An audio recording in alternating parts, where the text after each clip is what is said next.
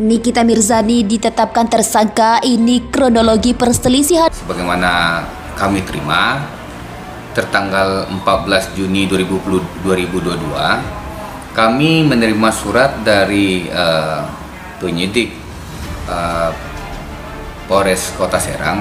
Dalam hal ini pemberitahuan penetapan status tersangka atas nama Nikita Mirzani itu di tanggal 14 Juni 2022. Wailun, celaka. Wailun, nama neraka. Likulli humazatil lumazah. Celakalah orang yang suka mengejek-ejek. Kenapa tiba-tiba ayat ini yang Ustadz pilih? Saya udah diejek orang beberapa hari ini. Itulah ayat yang saya pilih. Daripada saya mencaci maki di internet, bagus saya bawa ke pengajian. Wailul likulli humazatil lumazah. Celaka orang yang suka mengejek. Celaka neraka wail bagi mereka yang suka. Likulli, semuanya, tak ada terkecuali. Humazah, lumazah. Apa beda humazah dengan lumazah? Humazah mengejek dengan mulut. Lumazah mengejek dengan perbuatan. Begitu dalam kitab tafsir. Humazah bil lisan, lumazah bil fi'li, dengan perbuatan. Jadi kalau ada orang ngejek pakai WhatsApp, humazah apa lumazah?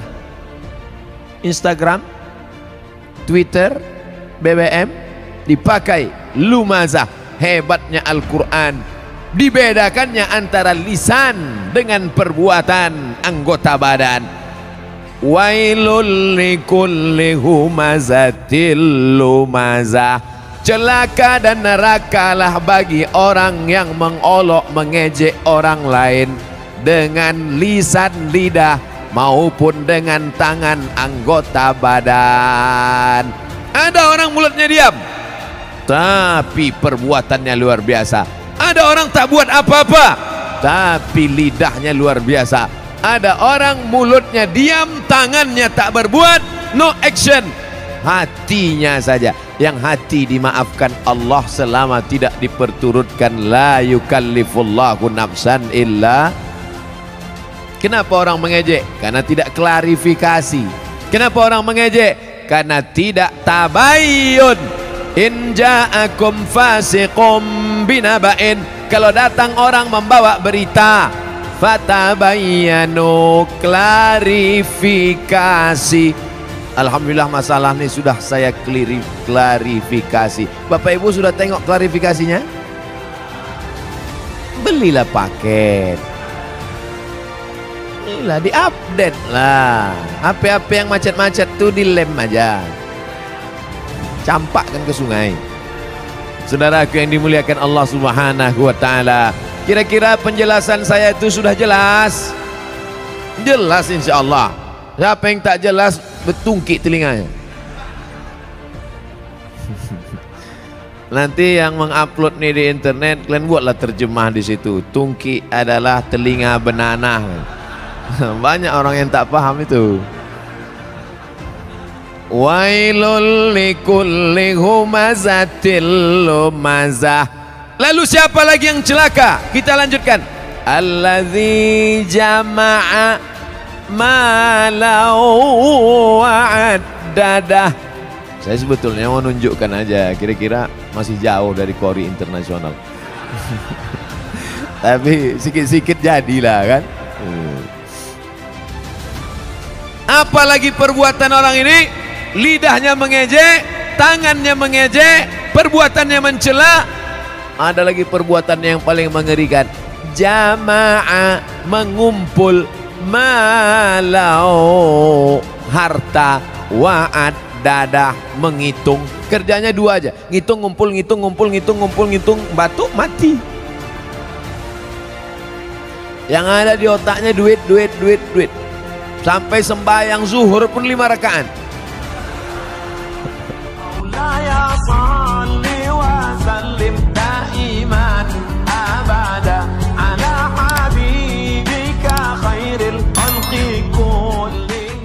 dengan Dito berawal dari hal ini.